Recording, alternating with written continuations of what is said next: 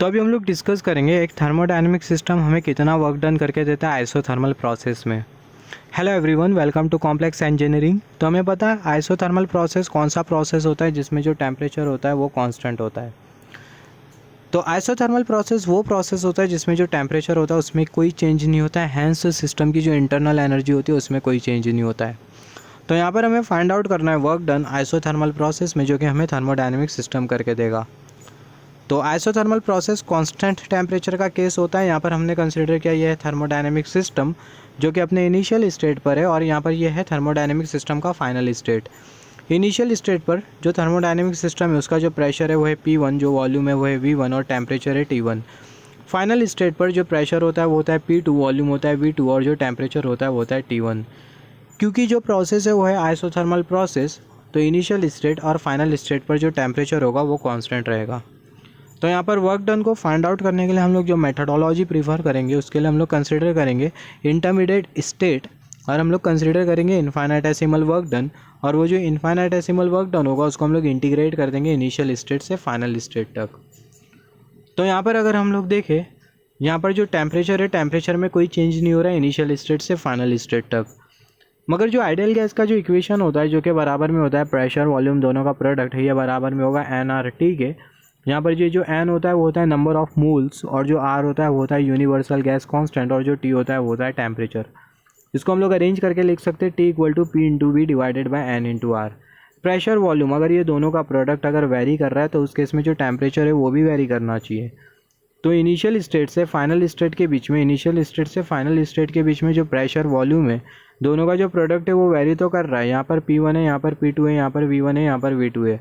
तो initial state से final state तक प्रेशर वॉल्यूम दोनों का जो प्रोडक्ट है वो वेरी कर रहा है, मगर जो टेम्परेचर है वो कांस्टेंट है।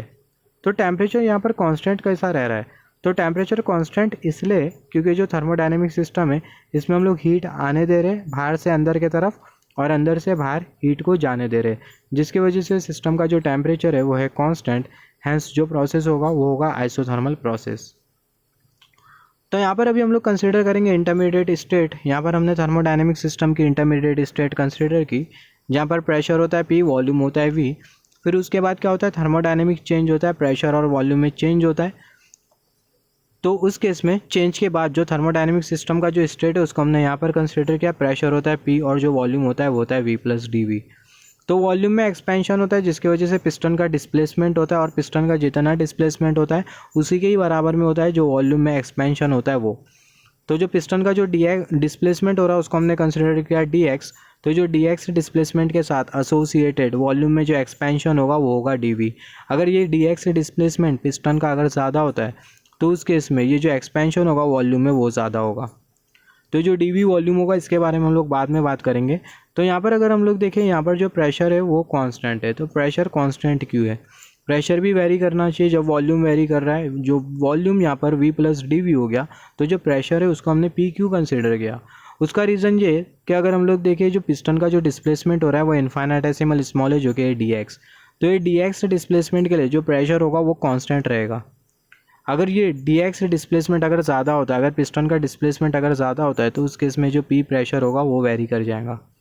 Note that for very small displacement of piston we can consider pressure constant.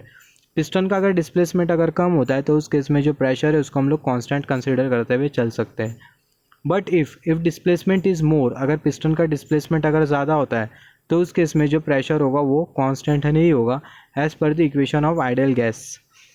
तो यहाँ पर अगर हम लोग देखें ये जो इनफाइनाइटेसिमल डिस्प्लेसमेंट है इसके साथ एसोसिएटेड जो वर्क डन होगा वो होगा ΔW वर्क डन। तो जो ΔW जो वर्क डन होगा बराबर में होगा फोर्स इनटू डिस्प्लेसमेंट के। तो यहाँ पर अगर हम लोग देखें जो वर्क डन है वो कौन कर रहा है? हमने डिस्कस किया है work done in adiabatic process, work done in isothermal process, work done in quasi static process. तो ये जितना भी जो वर्क डन है वो हमें थर्मोडायनेमिक सिस्टम करके दे रहा है। जितना भी हम लोग जो वर्क डन का इक्वेशन फाइंड आउट कर रहे हैं सभी प्रोसेसेस के लिए, वो जो वर्क डन है वो हमें थर्मोडायनेमिक सिस्टम कंसिडर कर, जो वर्क डन है वो थर्मोडायनेमिक सिस्टम हमें करके दे रहा है।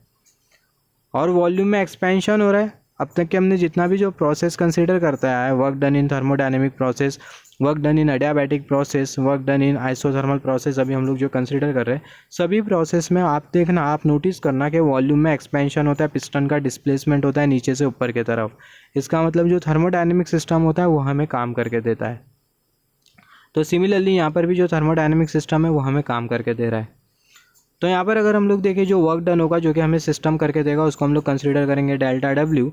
ये डेल्टा डब्ल्यू वर्क डन ये इन्फाइनाइटेसिमल डिस्प्लेसमेंट के साथ एसोसिएटेड होगा। यहाँ पर हमने डेल्टा डब्ल्यू क्यों कंसिडर किया, हमने डी डब्ल्यू क्यों नहीं कंसिडर किया, क्योंकि अगर हम लोग देखें थर्मोडायनेमिक्स में जो वर्क डन होता है वो इनिशियल स्टेट और फाइनल स्टेट के ऊपर इंडिपेंडेंट होता है। थर्मोडायनेमिक्स में जो वर्क डन होता है वो डिपेंड करता है कर्व के पाथ के ऊपर, जिसको हम लोग कंसिडर करते हैं प्रेशर वॉल्यूम ग्राफ में। तो यहाँ पर जो वर्क डन हम लोग जो कंसिडर करते हैं वो होता है इन एक्सैक्ट डिफरेंशियल, जो कि होता है डेल्टा डब्ल्यू। तो जो डेल्टा डब्ल्यू होगा बराबर में होगा फोर्स इंटू डिस्प्लेसमेंट के, तो जो फोर्स होगा वो बराबर में होगा प्रेशर इंटू एरिया के। ये थर्मोडायनेमिक सिस्टम में जो गैस है अगर वो पी प्रेशर अगर अप्लाई करती है ये पिस्टन पर, और ये पिस्टन का एरिया अगर ए होता है, तो उस केस में जो फोर्स होगा बराबर में होगा प्रेशर इंटू एरिया के। तो जो फोर्स होगा बराबर में होगा प्रेशर इंटू एरिया के, और ये जो डी एक्स होगा वो एज इट इज़। ये ए इंटू डी एक्स किसके बराबर में होगा, यहाँ पर अगर हम लोग देखें जो पिस्टन होता है वो इनिशियली कहाँ पर होता है, ये वाले पोजीशन पर होता है। ये जो ग्रीन वाली जो लाइन है वो हमें इंडिकेट कर रही है पिस्टन का इनिशियल पोजीशन। फिर उसके बाद क्या होता है, वॉल्यूम में एक्सपेंशन होता है और पिस्टन का डिस्प्लेसमेंट होता है डी एक्स। तो जब पिस्टन यहाँ से यहाँ पर जब डी एक्स डिस्प्लेसमेंट कवर करेगा तो उस केस में जो पिस्टन होगा वो एक वॉल्यूम ट्रेस करेगा जो कि होगा डी वी वॉल्यूम। और यहाँ पर ये जो डी वी वॉल्यूम होगा वो एग्जैक्टली बराबर में होगा एक्सपेंशन इन वॉल्यूम के, या फिर हम लोग बोल सकते हैं जो थर्मोडायनेमिक सिस्टम है वो हमें कितना काम करके देगा वो हमें ये एक्सपेंशन इन वॉल्यूम के हेल्प से ऑब्टेन कर सकते हैं। और यही रीज़न के वजह से हम लोग बोलते हैं ये जो डी एक्स डिस्प्लेसमेंट होता है उसके साथ एसोसिएटेड जो वॉल्यूम होता है वो होता है डी वी। तो यहाँ पर अगर हम लोग देखें ये जो डी एक्स जो डिस्प्लेसमेंट है और अगर जो पिस्टन का जो क्रॉस सेक्शनल एरिया है अगर वो ए होता है तो ई इंटू डी एक्स अगर हम लोग दोनों को मल्टीप्लाई करें तो उस केस में जो एक्सपेंशन इन वॉल्यूम होगा डी वी, या फिर ये जो पिस्टन जो वॉल्यूम ट्रेस करेगा डी वी वो हमें मिल जाएगा। तो जो ए इंटू डी एक्स होगा वो बराबर में होगा डी वी के, तो ए इंटू डी एक्स ये बराबर में होगा डी वी के। तो जो डेल्टा डब्ल्यू जो वर्क डन होगा उसको हम लोग इंटीग्रेट कर देंगे तो हमें मिल जाएगा integration of delta W work done. और सिमिलरली यहाँ पर हमें मिल जाएगा वर्क डन की जो लिमिट होगी वो होगी 0 से W, क्योंकि अगर हम लोग देखें ये वाले स्टेट में यहाँ पर ये वाला जो स्टेट है वो है इनिशियल स्टेट जहाँ पर जो वर्क डन होता है वो होता है 0, और यहाँ पर ये फाइनल स्टेट है जहाँ पर जो वर्क डन होता है वो होता है W। तो जो वर्क डन की जो लिमिट होगी वो होगी 0 से W। सिमिलरली ये जो वर्क डन है वो किसके बराबर में P इंटू डी वी के, तो डेल्टा W की जगह हम लोग पुट कर देंगे P इंटू डी वी। और यहाँ पर हम लोग वॉल्यूम के रेस्पेक्ट में इंटीग्रेट कर रहे हैं तो इनिशियल वॉल्यूम V1 और फाइनल वॉल्यूम V2। तो जो इनिशियल स्टेट में जो वॉल्यूम होगा वो होगा V1 और फाइनल स्टेट पर जो वॉल्यूम होगा वो होगा V2। तो इनिशियल स्टेट पर V1 वॉल्यूम और फाइनल स्टेट पर V2 volume P into D V. इसके आगे हम लोग इक्वेशन अगर ऑब्टेन करें तो हमें मिल जाएगा W equal to integration of V1 V2 limit. यहाँ पर ये जो P होगा आइडियल गैस इक्वेशन के हिसाब से वो बराबर में होगा N into R T divided by V, और ये जो डी वी होगा वो एज इट इज़ होगा, क्योंकि अगर हम लोग देखें आइडियल गैस इक्वेशन के हिसाब से प्रेशर वॉल्यूम दोनों का प्रोडक्ट ये बराबर में होता है N into R into T के। यहाँ पर ये जो N होता है वो होता है नंबर ऑफ मोल्स, और जो R होता है वो होता है यूनिवर्सल गैस कांस्टेंट, और जो T होता है वो होता है टेम्परेचर। इसको हम लोग अरेंज करके प्रेशर के लिए अगर इक्वेशन बनाए तो हमें मिल जाएगा pressure equal to N into R into T divided by V। तो ये P के जगह हम लोग पुट कर देंगे N into R into T divided by V, तो हमें मिल जाएगा N into R into T divided by V, और यहाँ पर डी वी। यहाँ पर ये जो एन आर टी होगा उसको हम लोग इंटीग्रेशन के बाहर ले लेंगे तो हमें मिल जाएगा W equal to N into R into T, क्योंकि तीनों जो है वो है कांस्टेंट। जो N है वो है नंबर ऑफ मोल्स जो कि कांस्टेंट होगा, और ये जो R है वो है गैस कांस्टेंट, और जो टेम्परेचर है वो भी है कांस्टेंट क्योंकि प्रोसेस है आइसोथर्मल। तो हमें मिल जाएगा integration of V into D V. तो अगर हम लोग ये इंटीग्रेशन ऑफ V अगर कंसिडर करें तो उस केस में हमें मिल जाएगा N R T natural log of V। Integration of V ये हो जाएगा नेचुरल लॉग ऑफ V, और जो इनिशियल लिमिट होगी वो होगी V1 और जो फाइनल लिमिट होगी वो होगी V2। इसके आगे हम लोग लिख सकते हैं जो वर्क डन होगा वो बराबर में होगा N R T natural log of V2 minus natural log of V1। इसको हम लोग आगे ऐसा लिख सकते हैं work done equal to N R T natural log of V2 divided by V1। तो ये इतना वर्क डन ये थर्मोडायनेमिक सिस्टम हमें करके देगा आइसोथर्मल प्रोसेस में, और ये जो V2 है वो है फाइनल स्टेट में वॉल्यूम, और जो V1 है वो है इनिशियल स्टेट में वॉल्यूम। तो यह है total work done in isothermal process in function of initial volume and final volume. Similarly अगर हम लोग प्रेशर वॉल्यूम, अगर प्रेशर और वॉल्यूम दोनों का प्रोडक्ट अगर कांस्टेंट होता है तो उस केस में क्या होगा, प्रेशर वॉल्यूम दोनों का प्रोडक्ट अगर कांस्टेंट होता है तो उस केस में जो P1 इंटू V1 ये बराबर में होगा P2 इंटू V2 के। इनिशियल स्टेट में जो प्रेशर वॉल्यूम होगा वो बराबर में होगा फाइनल स्टेट के प्रेशर वॉल्यूम के। तो इसको हम लोग अरेंज करके लिख सकते हैं V2 divided by V1 equal to P1 divided by P2।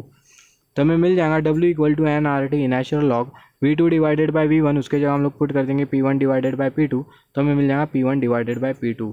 तो यहाँ पर ये है टोटल वर्क डन का इक्वेशन आइसोथर्मल प्रोसेस में, जो कि हमें थर्मोडायनेमिक सिस्टम करके देगा। और यहाँ पर ये जो इक्वेशन है वो इनिशियल प्रेशर और फाइनल प्रेशर के रेस्पेक्ट में है।